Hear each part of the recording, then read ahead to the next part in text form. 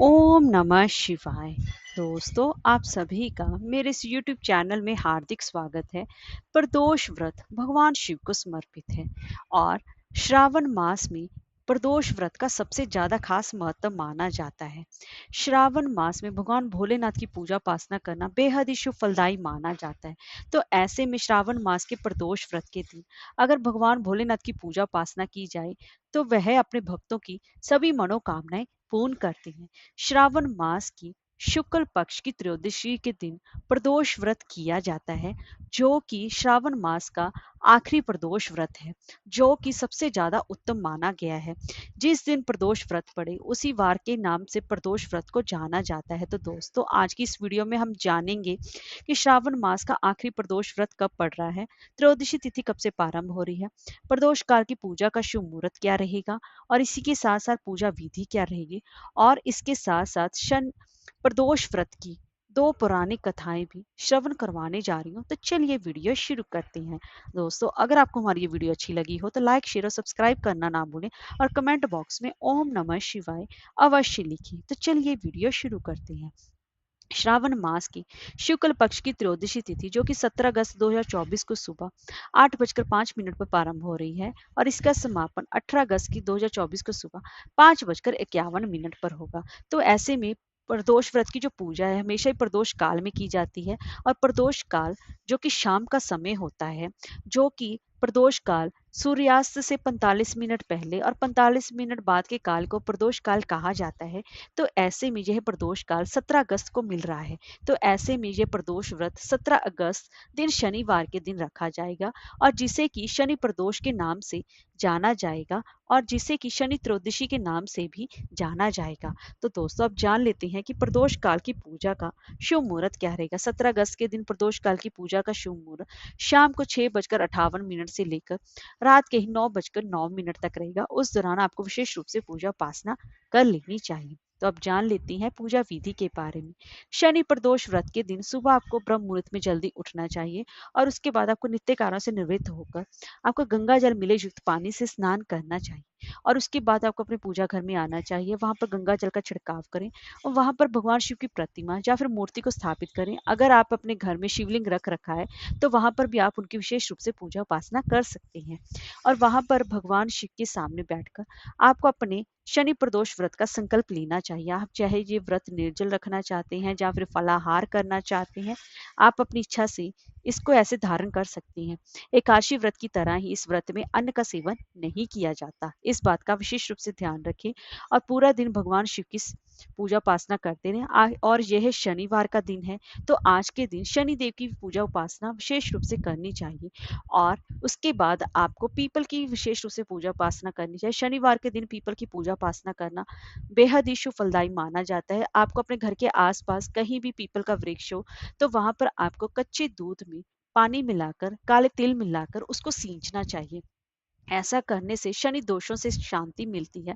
अगर आप शनि की साढ़े साती चल रही है या राहु की महादशा चल रही है या ढैया शनि की ढैया चल रही है, तो ऐसे आपको प्रभावों को कम करने के लिए आज के दिन पीपल पर जल आपको विशेष रूप से चढ़ाना चाहिए, और हो सके तो 5 तरह की मिठाई भी आप विशेष रूप से अर्पण करें। और उसके बाद पूरा दिन भगवान शिव के मंत्रों का जाप करते रहें, और शाम के समय आपको फिर से स्नान करना चाहिए और पास ही के किसी शिव मंदिर में जाना चाहिए, और वहां पर सबसे पहले आपको गणेश जी की पूजा उपासना करनी चाहिए, फिर माँ पार्वती जी की पूजा उपासना करनी चाहिए, और उसके बाद कार्तिकेय और नंदी जी की, और अंत में भगवान शिव की पूजा उपासना करनी चाहिए। भगवान शिव का पंचामृत से अभिषेक करें। आप चाहे तो रुद्राभिषेक या फिर जलाभिषेक भी कर सकते हैं, क्योंकि श्रावण मास का ये अंतिम प्रदोष व्रत है, जिसकी वजह से इसका महत्व और भी बढ़ गया है। क्योंकि और प्रदोष व्रत तो हर महीने में आती ही हैं, लेकिन श्रावण मास के प्रदोष व्रत का सबसे ज्यादा खास महत्व माना जाता है। इसीलिए इसको आप इसके दिन आपको विशेष रूप से पूजा उपासना अवश्य ही करनी चाहिए।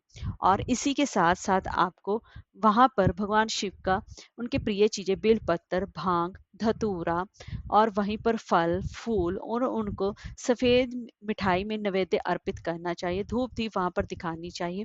शिव परिवार की आरती उतारनी चाहिए और वहां पर उनको सफेद रंग की मिठाई लगा भोग लगाएं, या फिर आप उनको खीर का भोग भी लगा सकती हैं। और वहीं पर बैठकर शनि प्रदोष व्रत की व्रत कथा का भी रसपान करें और सभी जनों में वहां पर बैठे लोगों में आप प्रसाद का वितरण करें। उसके बाद आपको व्रत का पारण कर सकती हैं।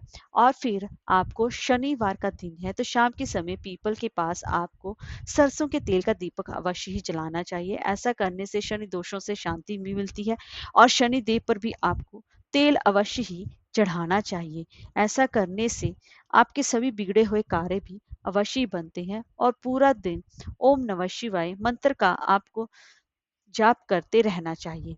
ऐसा करने से भगवान शिव की भी विशेष रूप से कृपा प्राप्त होती है। और इस दिन मानसिक परेशानी अगर आपको ज्यादा रहती है, चंद्र दोषों से परेशान है, तो उससे भी आपको निजात मिलती है और आपके घर में सुख समृद्धि बनी रहती है और करियर में तरक्की पदोन्नति भी मिलती है। और इस दिन व्रत रखने से, शनि प्रदोष का व्रत रखने से अगर किसी को संतान प्राप्ति में कठिनाई आ रही है, इतने ज़्यादा दवाई खाने के बाद भी आप कंसीव नहीं कर पा रहे हैं, तो आज के दिन दोनों पति पत्नी को मिलकर शनि प्रदोष व्रत का व्रत अवश्य करना चाहिए और संतान प्राप्ति के लिए भगवान शिव से विशेष रूप से प्रार्थना करनी चाहिए। ऐसा करने से भगवान शिव जल्दी ही आपकी सोनी गोद भी भरेंगे। तो दोस्तों, अब मैं आपको शनि प्रदोष व्रत की दो पौराणिक कथाओं का श्रवण करवा रही हूँ। इसको आपको अवश्य ही आज के दिन, अगर आपने व्रत नहीं भी रखा है तभी भी आपको इसका रसपान अवश्य ही करना चाहिए। पुरानी कथा के अनुसार प्राचीन काल में एक नगर में वहां पर एक सेठ जी रहते थे। सेठ जी के घर में हर प्रकार की सुख सुविधाएं थी, लेकिन संतान नहीं होने के कारण सेठ और सेठानी हमेशा ही दुखी रहा करते थे। काफी सोच विचार करके सेठ जी ने अपना काम नौकरों को सौंप दिया और खुद सेठानी के साथ तीर्थ यात्रा पर निकल पड़े। अपने नगर से बाहर निकलने पर उन्हें एक साधु मिले जो कि ध्यान मगन होकर बैठे थे। सेठ जी ने सोचा क्यों ना साधु जी से आशीर्वाद लेकर ही आगे की यात्रा प्रारंभ की जाए। सेठ और सेठानी साधु जी के निकट बैठ गए। साधु जी ने वह आंखें खोली तो उन्हें ज्ञात हुआ कि सेठ और सेठानी काफी समय से आशीर्वाद की प्रतीक्षा में बैठे हैं। तो साधु ने सेठ और सेठानी से कहा कि मैं तुम्हारा दुख जानता हूँ, तुम शनि प्रदोष व्रत करो, इससे तुम्हें संतान सुख की अवश्य ही प्राप्ति होगी। साधु ने सेठ सेठानी से प्रदोष व्रत की विधि भी बताई और उनको भगवान शंकर जी की वंदना भी बताई।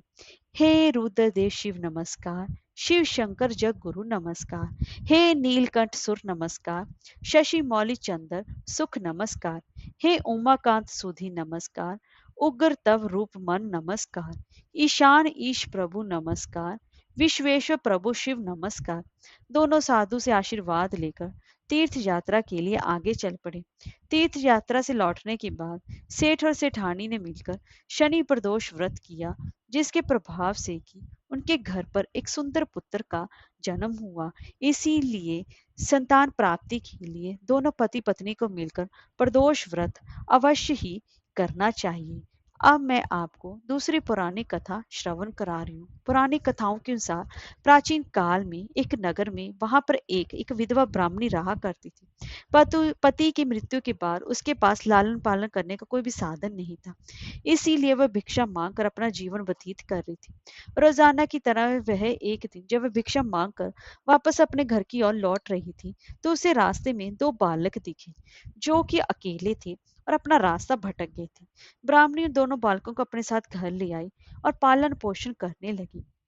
जब वे दोनों बालक बड़े हो गए तो ब्राह्मणी उन्हें लेकर ऋषि शाहडल्ले के आश्रम में गई। वहां जाकर ब्राह्मणी ने ऋषि शाहडल्ले से अनुरोध किया कि वे अपने तपोबल से बालकों के बारे में पता लगाएं और ऋषि ने ब्राह्मणी का स्वच्छ मन देकर उसकी बात मान ली।